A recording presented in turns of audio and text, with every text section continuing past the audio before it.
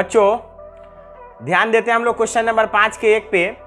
Question को समझते हैं। पहले दिया हुआ है क्वेश्चन, दो संख्याओं का योगफल 50 है और यदि उनमें से एक संख्या दूसरी संख्या की 7/3 गुनी हो तो संख्या निकाले।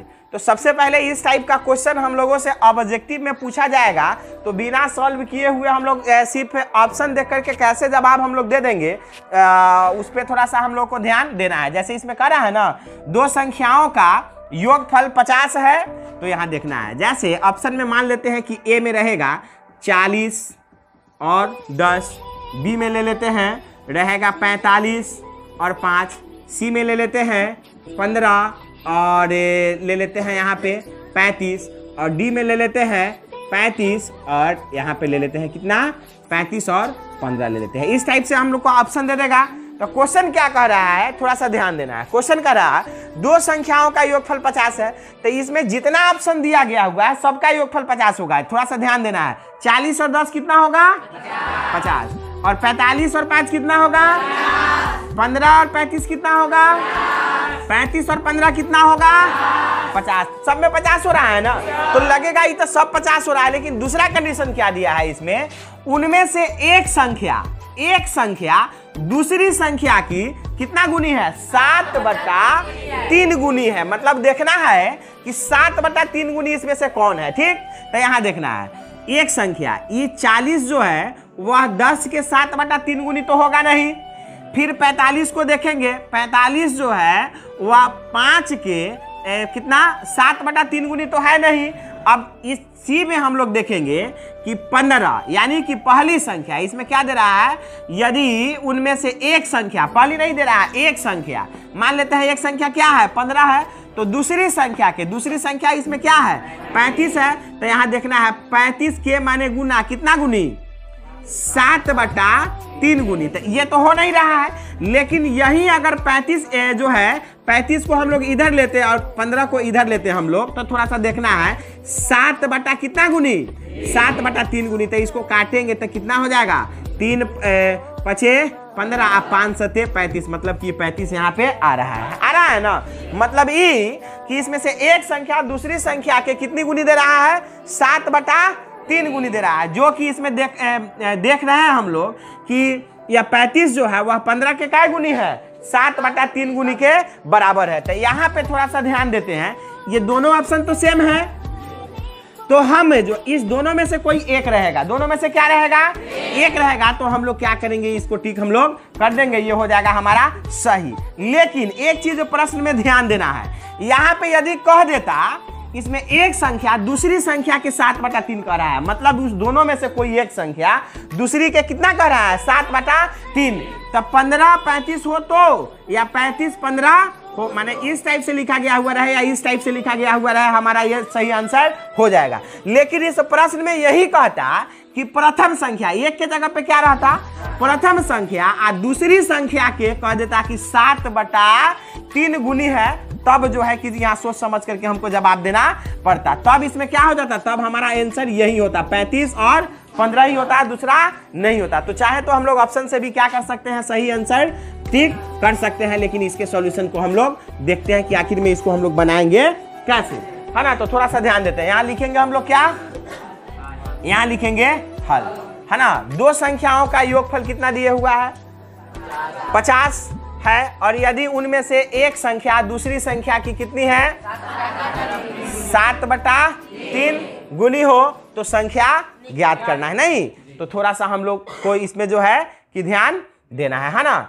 इसमें क्या कर रहा है, माना कि, यहां थोड़ा सा ध्यान देना है, माना कि प्रथम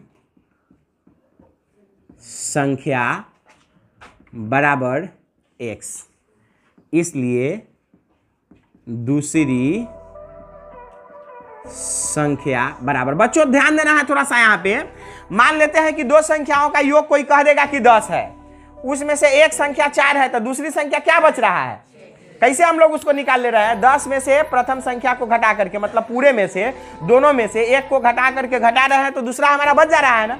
तो इसमें कह रहा है कि दो संख्याओं का योगफल 50 है। मान लेते हैं कि उसमें से अगर प्रथम संख्या 10 है तो दूसरी संख्या क्या बचेगा, 40। तो 40 कैसे आ रहा है? 50 में से 10 घटाने के बाद आ रहा है। उसी तरह से माना कि प्रथम संख्या हो गया x, इसलिए दूसरी संख्या क्या हो जाएगा? 50 माइनस x, यही ना होगा? यहाँ थोड़ा सा ध्यान देना है ना। इस दोनों को जोड़ेंगे तो क्या हो जाएगा? ये देख, यहाँ कह रहा है ना कि दोनों का योग क्या है? 50 है। तो यहाँ देख लेना है x प्लस 50 माइनस x, मतलब इस दोनों को जोड़ेंगे ना तो 50 आ जाएगा। x प्लस 50 माइनस x, इससे ही गया 50 बचा।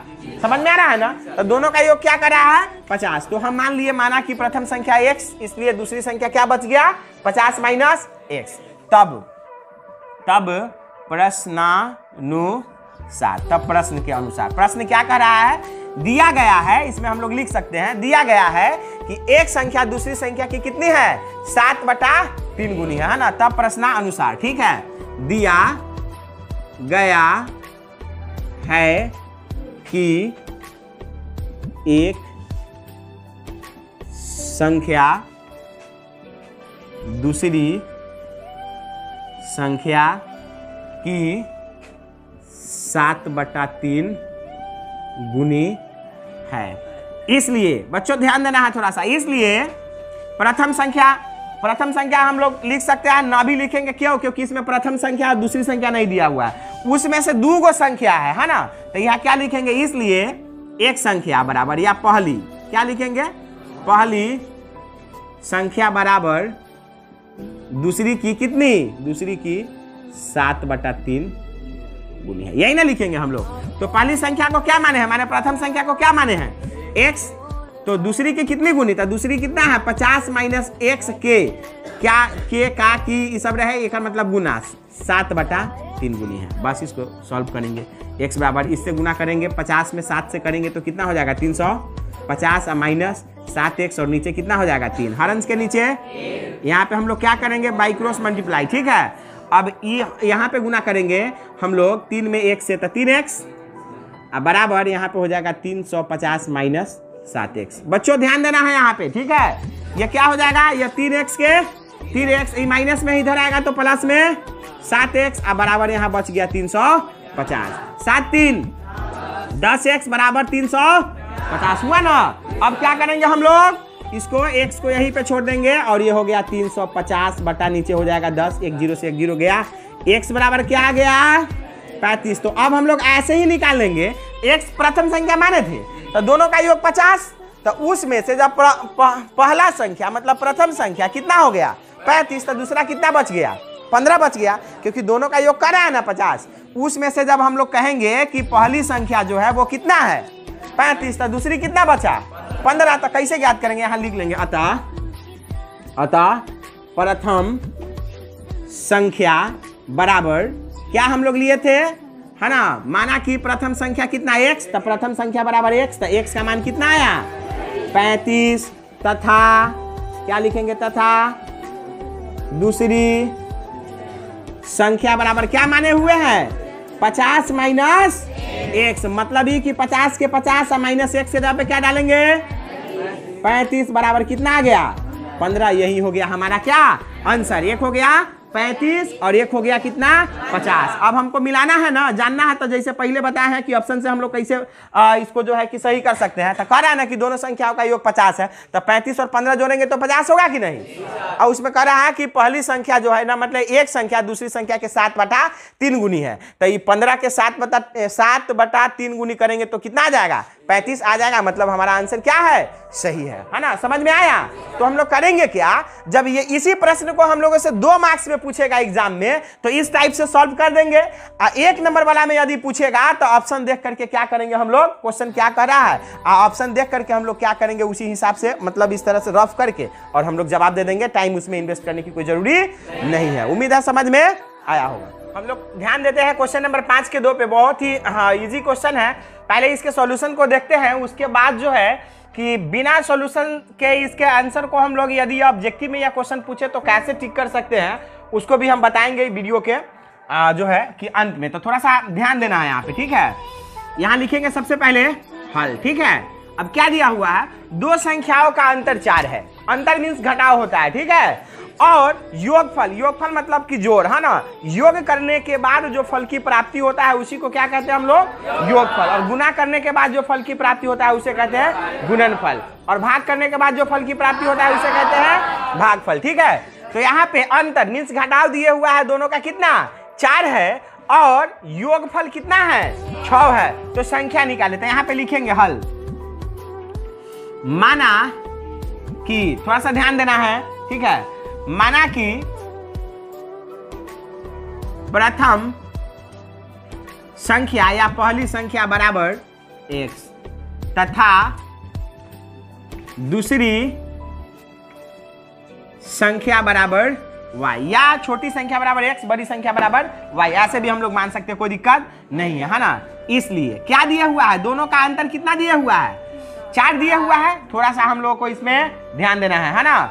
दोनों का अंतर कितने दिए हुआ है, तो x माइनस वाई बराबर क्या लिख लेंगे हम लोग, मान लेते हैं कि बड़ी संख्या है x, ठीक है, या यहाँ क्या है, माना कि पहली संख्या प्रथम संख्या x तथा दूसरी संख्या बराबर कितना y, इधर लिख लेंगे जहां x is greater than y। ऐसे क्या स्पष्ट हो रहा है, मतलब x बड़ी है किससे, y से, ऐसे लिख लेंगे अगर जरूरी पड़े तो, ठीक है। इसलिए x माइनस वाई माने x में से y को घटाएंगे, मतलब ही कि बड़ी संख्या में से छोटकी को घटाएंगे तो कितना बच जाएगा 4, अंतर है, ठीक है। तो ये हो गया इक्वेशन फर्स्ट। यहाँ लिखेंगे तथा, अब क्या कर रहा है, और योगफल 6 है, मतलब दोनों का जोड़ कितना है 6 है। तो यहाँ लिख लेंगे x प्लस वाई बराबर कितना हो गया, ये हो गया इक्वेशन।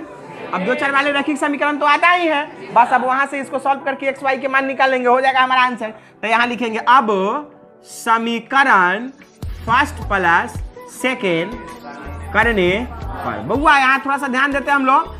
अब x माइनस वाई बराबर कितना है, और दूसरा x प्लस वाई बराबर कितना है 6, यही ना है। हम लोग क्या करेंगे, यहाँ पे हम लोग जोड़ने का काम किया है ना, तो ये माइनस में y है, ये वाला प्लस में है, तो ये कैंसिल हुआ, और एक x यहाँ कितना हो गया 2x बराबर 6 4 10 हुआ। इसको काटेंगे तो 2 5 10, यानी कि x का मान कितना आ गया हमारा 5 आया ना। यहाँ अब क्या लिखेंगे, अब x का मान समीकरण फर्स्ट में देने पर, हम लोग किसी भी इक्वेशन में दे सकते हैं, फर्स्ट या सेकेंड, दोनों में से किसी में भी दे सकते हैं, ठीक है। तो फर्स्ट हमारा क्या है, x माइनस वाई बराबर कितना है 4 है, तो x से जहाँ पे क्या रखेंगे 5 माइनस वाई बराबर 4, यानी कि माइनस वाई बराबर ही 4 हो गया, ये प्लस में था 5, उधर जाएगा तो माइनस में हो जाएगा 5, हो जाएगा ना।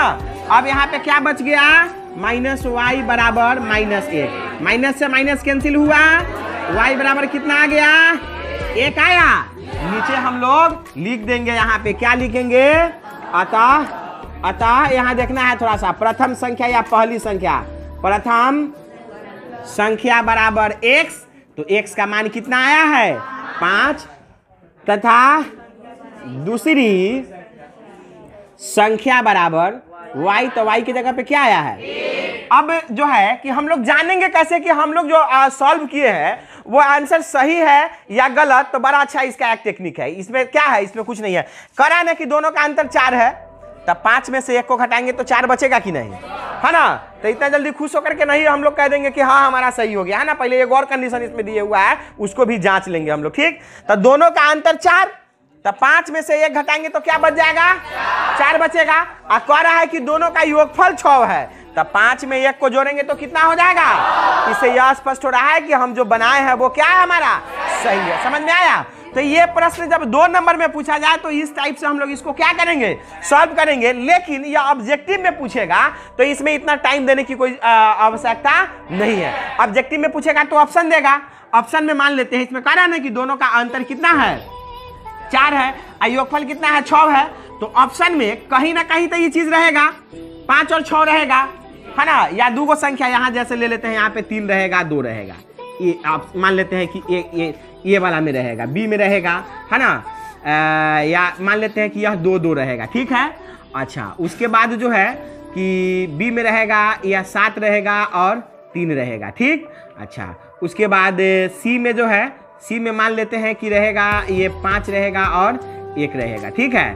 और डी में मान लेते हैं कि इनमें से कोई नहीं। तो जांच करके देखेंगे, कह रहा है ना कि दोनों का अंतर कितना है, दोनों का अंतर 4 है और योगफल कितना है 6 है। मान लेते हैं कि यहाँ पे 3-3 रहता है, ठीक है, यह 3-3 रहता है, यहाँ थोड़ा सा ध्यान देना है। तो अंतर 4 है लेकिन इस दोनों का अंतर तो 0 है, तो ये आंसर हमारा नहीं होगा, काट देंगे एकदम मन ही मन। समझ में आया?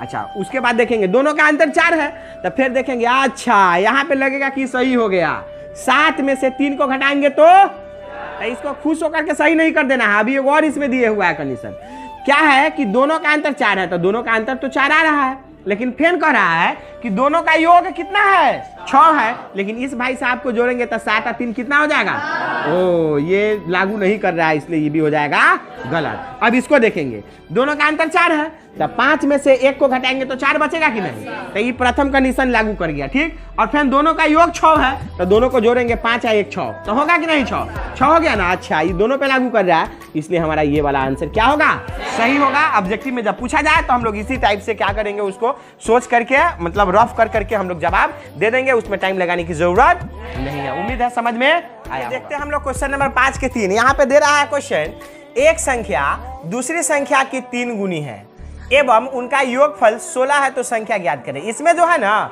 संख्या तो 2 है, तो इसमें देना चाहिए प्रथम संख्या और दूसरी संख्या, तो इसमें दे रहा है एक संख्या, तो दोनों में से किसी को एक मान लेंगे तो दूसरा जो बचेगा वो क्या हो जाएगा, दूसरी संख्या हो जाएगा। तो यहाँ पे क्या, यहाँ पे थोड़ा सा ध्यान दीजिए, भाषा में क्या होना चाहिए, प्रथम संख्या। क्या होना चाहिए, एक संख्या के जगह पे प्रथम संख्या ज्यादा अच्छा होता है ना। तो इसको इस तरह से लेते हैं कि प्रथम संख्या दूसरी संख्या की 3 गुनी है, दूसरी संख्या की 3 गुनी है एवं उनका योगफल 16 है, तो संख्या ज्ञात करें। तो अब क्या हो जाएगा, इसमें कह रहा है प्रथम संख्या को दूसरी संख्या के 3 गुनी है, तो हमको पहले मानना होगा दूसरी संख्या।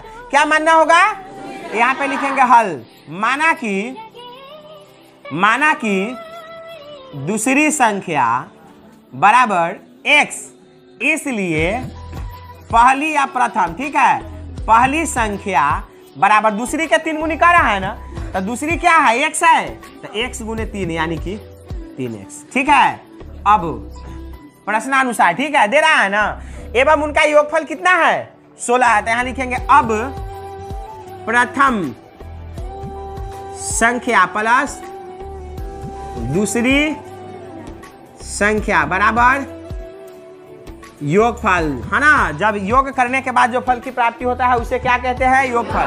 तो प्रथम संख्या कितना हम लोग यहाँ आया 3x, दूसरी के 3 गुनी है, और दूसरी संख्या x है, बराबर योगफल प्रश्न में क्या दिए हुआ है 16। इस दोनों को जोड़ेंगे तो हो जाएगा 4x, बराबर कितना हो गया 16। इसको काटेंगे 4 चौका, मतलब x बराबर कितना आया 4 आया ना। तो यहाँ पे लिख देंगे अतः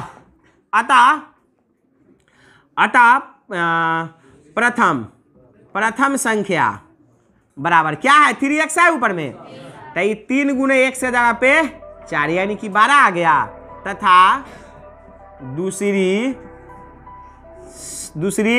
संख्या बराबर x लिए थे, तो 1 से जगह पे कितना आया 4 आया। अब हम लोग जांच लेंगे, कह रहा है ना इसमें प्रथम संख्या दूसरी के 3 गुनी है, तो प्रथम संख्या यहाँ पे प्रथम ही फिक्स, ठीक है, एक सही नहीं लग रहा वहाँ, तो प्रथम संख्या दूसरी के 3 गुनी है, तब प्रथम संख्या जो हमारा है यहाँ पे थोड़ा सा 12 है और दूसरी संख्या 4 है, तो प्रथम संख्या दूसरी के 3 गुनी है, तो दूसरी 4 है ना, तो एक 3 गुनी है कि नहीं 12, 4 तिहाई 12 है ना, मतलब हमारा आंसर क्या है, ठीक है। यही प्रश्न यदि ऑब्जेक्टिव टाइप में पूछा जाए तो हम लोग क्या करेंगे, ऑप्शन देख करके और ये क्या करेंगे, दोनों को जोड़ करके देखेंगे 16 और प्रथम संख्या को देखेंगे दूसरा में 3 से गुना करके कि प्रथम संख्या के बराबर वो आ रहा है कि नहीं। इस तरह से हम लोग जांच करके सीधे क्या करेंगे, जवाब दे देंगे।